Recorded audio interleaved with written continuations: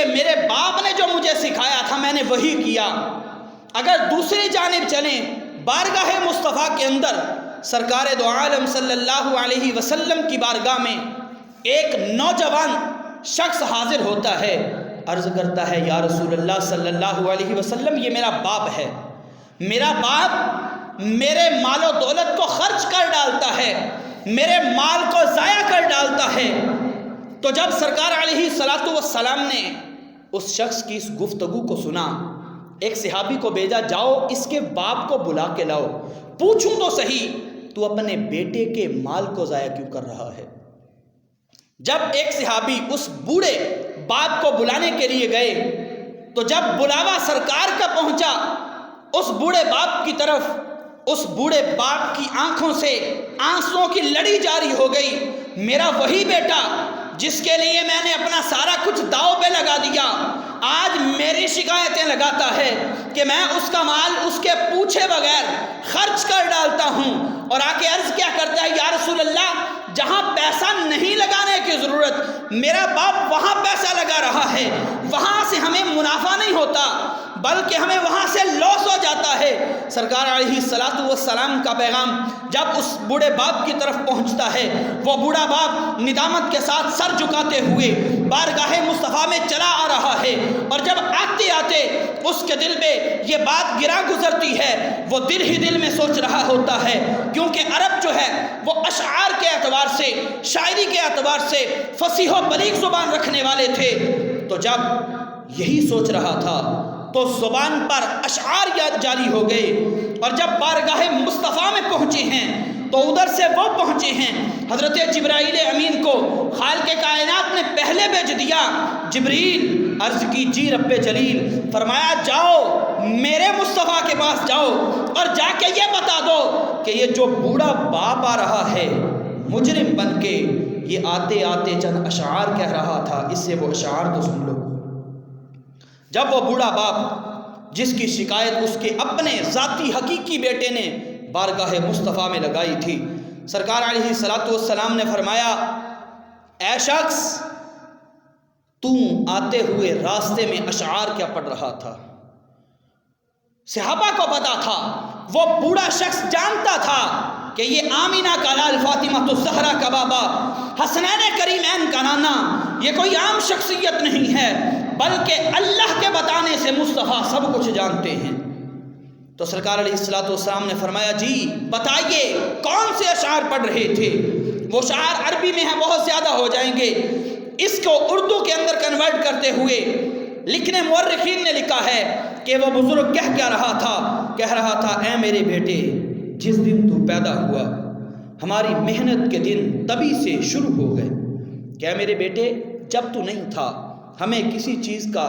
فکر نہیں تھا، کسی چیز کا غم نہیں تھا، کسی چیز کی تغدو نہیں تھی، لیکن جب سے تو اس دنیا میں جلوہ گر ہوا ہے تو تب سے ہمارے محنت کے دن شروع ہو گئے۔ تو روتا تھا تو ہمیں نیند نہیں آتی تھی، تو بھوکا ہوتا تھا تو ہم خود کچھ نہیں کھاتے تھے، تو بیمار ہو جاتا تھا تو ہم تجھے لے کر بڑے بڑے طبیبوں کے پاس جاتے تھے، حالانکہ بیمار ہونا الگ چیز ہوتی ہے، فوت ہونا علیحدہ چیز ہوتی ہے۔ کہا تو بیمار ہوتا تھا، ہماری مرنے والی حالت ہو جاتی تھی، ہم سخت سردی کی راتوں میں بھی کام کر کے اس لیے پیسہ جوڑتے تھے تاکہ ہمارے بچے کا مستقبل بن جائیں، اور گرمی کے دنوں میں جب سورج سر پہ ہوتا تھا، پاؤں سے تپش نکل رہی ہوتی تھی، میں اس لیے کام کرتا تھا کہ میرے بیٹے کو بیٹھنے کے لیے سایہ مل جائے، اور موسم جون سا بھی ہوتا تھا میں تیرے لیے تگ و دو کرتا تھا، میں ہی نہیں بلکہ تیری ماں بھی تیرے لیے تگ و دو کرتی تھی۔ میں یہ سوچتا تھا کہ جب میں بڑھاپے کے عالم میں پہنچوں گا، میرا بچہ جوان ہو جائے گا، ہم گھر بیٹھے ہوں گے، میرا بچہ ہمیں کھلائے گا، لیکن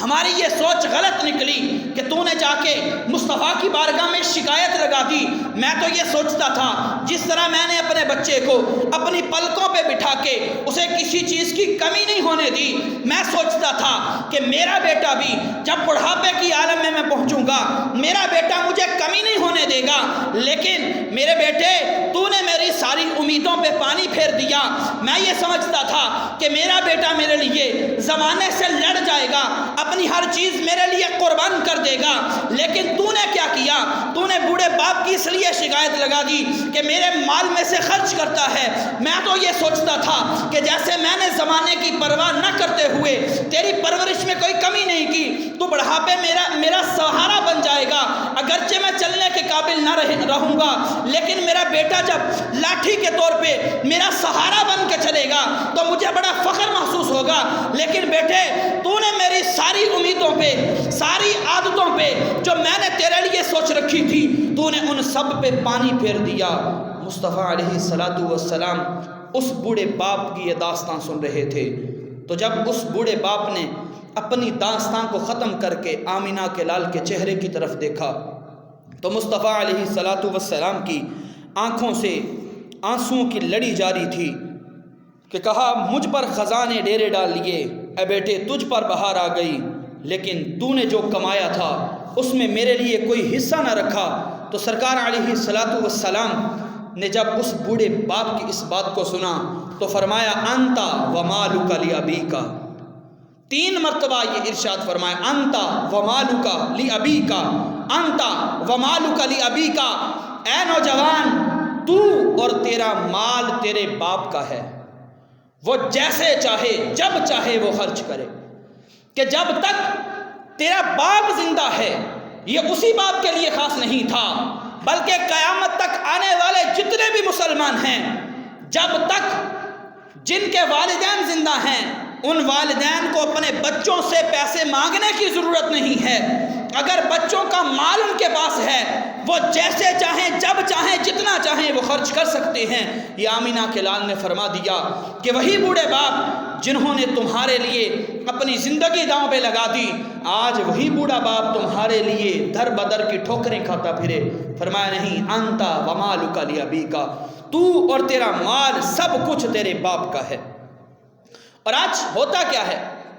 کہ وہی بوڑھا باپ جس نے ہمیں انگلی پکڑ کر چلنا سکھایا، جب وہ بڑھاپے کے عالم میں پہنچتا ہے ہم اس کے بڑھاپے کا سہارا بننے کی بجائے اس کو در بدر کی ٹھوکریں کھانے پر مجبور کر دیتے ہیں۔ وہی بوڑھا باپ جس نے ہر دن ہر رات موسم سرما ہو یا گرما ہو، خزاں ہو یا بہار ہو، اس نے اپنی جان کوئی پرواہ نہ کرتے ہوئے سب کچھ داؤں پہ لگا دیا،